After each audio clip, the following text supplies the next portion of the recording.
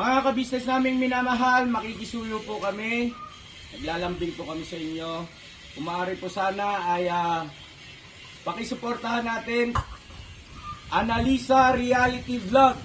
Analisa Reality Vlog. Hello mga kababayan, kumusta po, magandang buhay? Welcome po muli sa aking YouTube channel, Analisa Reality Vlog. So, bibigyan ko po ng reaction ngayon. Ito po yung pumunta sila, Pinuno Ka Business, sa birthday ni Ate Ninette. Isa pong sabihin na nating family friend na rin nila at kaibigan. At supporters na rin po sa Ka-Business Official. At maraming salamat po muna sa lahat po ng mga sumusuporta din po sa aking munting kubo, Analisa Reality Vlog, at ng mga lagi na riyan nanonood ng aking mga ginagawang reaction, nagbibigay ng sariling din ninyong mga opinion, nagre-react, then yung nagla-like, nagsishare. Maraming salamat po sa suporta ninyo. At ganyan na rin po, wag natin kalilimutan, Ka-Business Official kay Papa Dins TV. Then, ang Ka-Business Family Channel po nila, makikita nyo po dito sa baba ng aking screen. And support na rin po natin si Young Russell, na palalabs po siya ni Papa Dins. At ang aking mga kasamang mga reactors, syempre, dahil, kumbaga, isang isang community. So, shout out po muna kay Kabayan Anime Reactors na anytime meron kaming gustong itanong sa kanya na nandyan siya palagi. Nakasuporta rin ho sa amin. Salamat Kabayan Anime Reactors. Then si Katangay PLC, Kabayan Alminda Mix Vlog, shout out. Si Ma'am Flir's Channel, shout out po. Si Kalingap Turak at si Kabayan Taong Gala. And meron pa ba akong nakalimutan? I hope wala na. So, yun. Suportahan po natin sila, mga kasamahan ko po. At ito na nga, good morning po pala muna. Kasi umaga ho ako bibigyan ng reaction dito. Good morning po Ate Marilyn at magandang hapon din po dyan sa inyo. At ingat po tayo palagi sa araw-araw nating pamumuhay. So, ito po ang aking reaction ngayon. Sino po yung nakapanood sa inyo sa birthday celebration ni Ate Ninette? Yung pumunta po sila Pinuno. Ang saya-saya. Napaka good vibes. So, bakit ko nasabi yun? Alam naman natin na inaabangan natin palagi yung makikita si Tony. So, sino po ba si Tony? Para po sa mga baguhan, si Tony po yung naging taong grasa na biktima po siya ng pambubuli ng kanyang mga barkada na pinainom po siya ng talampunay. Yung talampunay, yung isa po yung halamang gamot siya dapat, pero pag nasobrahan ka talaga, may masamang epekto. So, ang naging epekto kay Tony is yung memory. Ang memory niya, parang humina, bumagal, at saka hindi niya alam kung ano yung ginagawa niya. So, praise God dahil nag-cross nga po yung landas nila Pinuno. So, yun na nga, doon sa birthday, napakasaya ng handaan ng celebration na yun ni Ate Ninette. Belated happy birthday, Ate Ninette. Malakas lang sa pangangatawan dahil ito po yung ating puhunan sa pang-araw-araw kung ano man ang ating ginagawa. At doon nga, good vibes talaga ay mga nangyari doon. Una, ito, tapos na silang kumain. Sino yung nakapanood sa inyo, mga kababayan, Ka-Business, Kapapi at Kalingap? Doon sa palaro ni Ka-Business, ni Pinuno Ka-Business, yung hinuhuli yung pera. Nakakatuwa si Tony. Panoorin niyo po, maglalagay ako ng clip dito. Panoorin natin kung ano yung ginawa nga ni Tony dito na napakasaya na. Akala mo talagang nakikipagbiruan na siya. Marunong na siyang makisama. Siguro talaga nung hindi pa siya nagkaganyan, yung hindi siya naging biktima ng bullying na yun, masayahan talaga siyang tao. So, panoorin po natin. At good vibes lang po tayo. Sige po.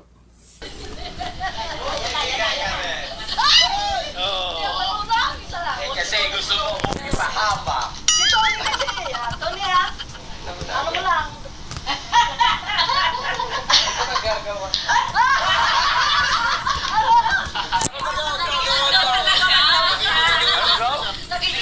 Nagagawa daw siya.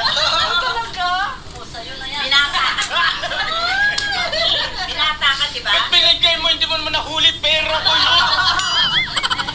Hindi ako marunong. Akin na yung 500 na huli mo. Oy, Tony, tulungan mo ako magalito. Dali. Last, 1,000 pesos. Happy birthday, Ate Ninette. Hulihin mo!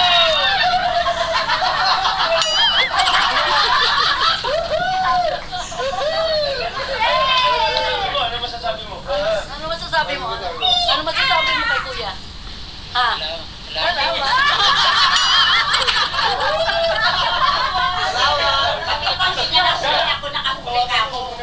Lap, ikaw. Disgrasyano! Pogi pa naman. Pera na yan. Inutang ko lang. Para dito sa may birthday, may content ako. Para may vlog ako.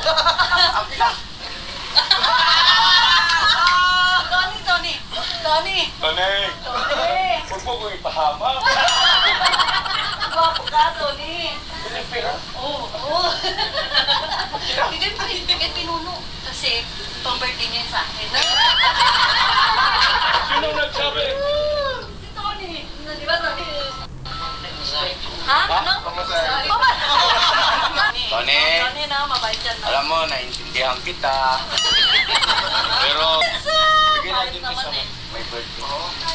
Bibigyan na lang kita ng bukod sa iyo. Kasi mapahiya ako rito. Yan, bigyan kitang bukod yung para sa iyo talaga.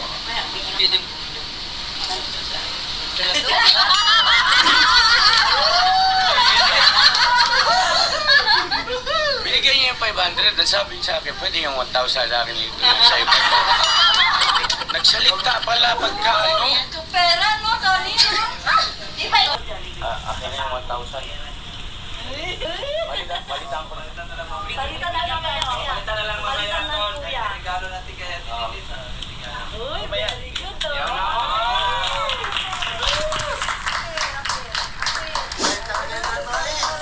At dahil sa binalik mo yung 1,000 tsaka yung 500, Ate Net, happy birthday sa iyo ha. Ito, bali 2,000 pesos sa na yan. Okay. At yung 500 ay para kay Tony.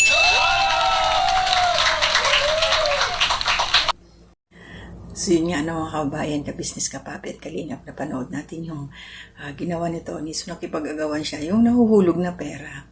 Dinadampot niya, yung hindi naiipit niya Ate Ninette. Siya ang dumadampot. So, siyempre, siguro pag nandun tayo actual, talagang matatawa rin tayo sa ginawa niya. Naisip niya yun. Diba? Tapos yun na nga, so nakakuha siya ng bali 1.5, no? Si Pinuno, iling-iling na lang siya. Natutuwa yun si Pinuno basta nagiging ginagawa ni Tony na alam niyang nag-interact na yung tao na hindi mo akalain na ganun siya.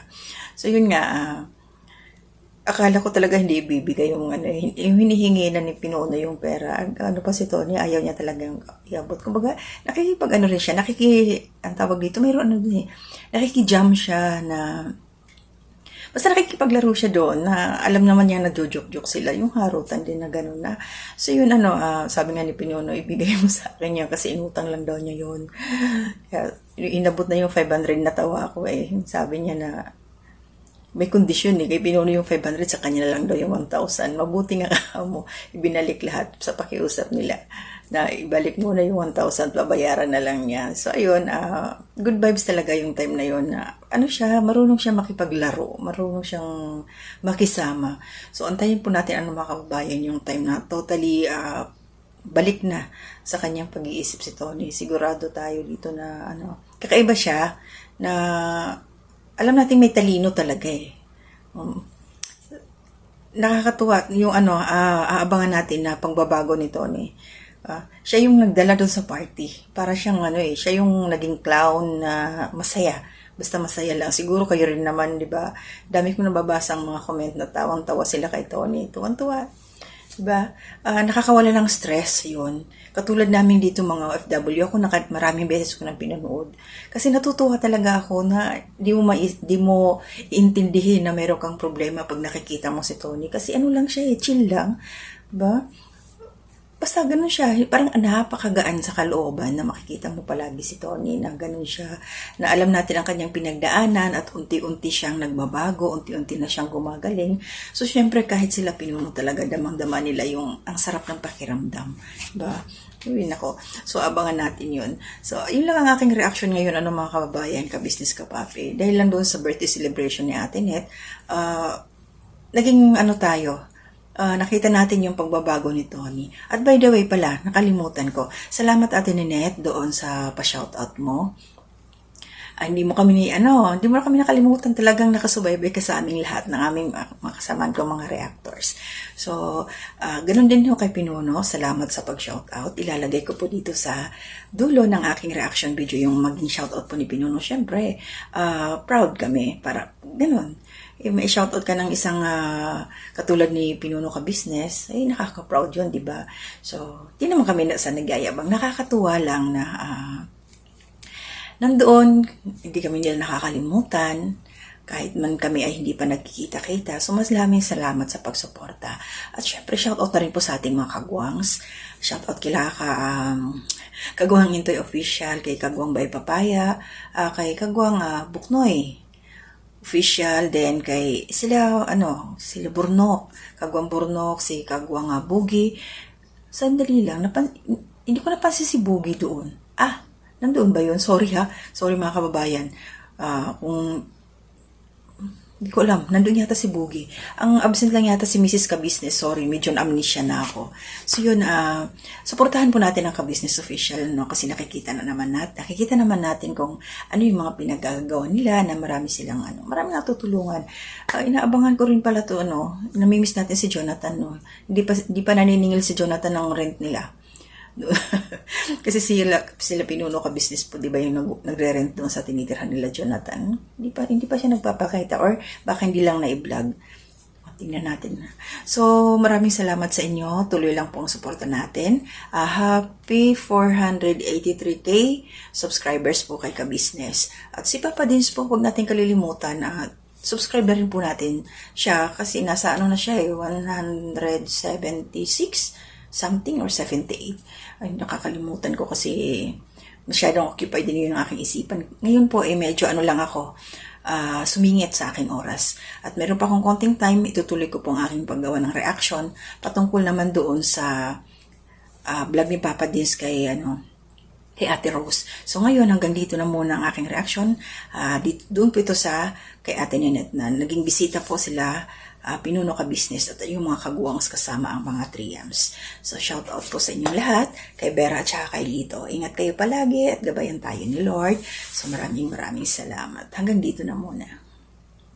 Sino po? Si Annalisa na isang reaction. Isang ko? Reactor. Hihira naman. Annalisa, pag nakapanood Wait lang, Karol. Ayusin natin to. Dati tayo nito kay Mrs. Gabis. Annalisa pa naman. Isang ko ba? Babae pa naman yun.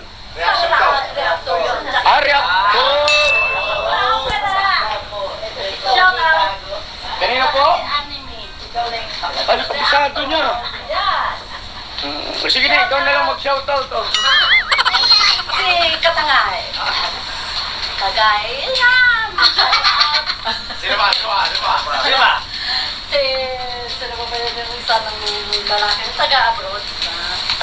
Dami ko naman yan basta mga reactor niya na. Hindi ba ko sa'yo? Seryoso, santisima, Mga reactor talaga, the best.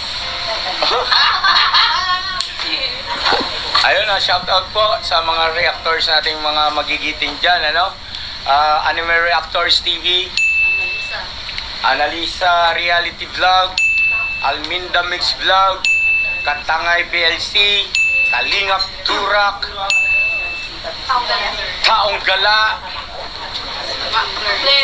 Ma'am Flirge Channel. Ayan po, kilala pala kayo ni Ate Nini. Yes! Talaga naman. Mga reactor din sila lahat. Nakikinig talaga ako sa mga sinasabi nila. Talagang the best. Kikinig ka. Nanonood.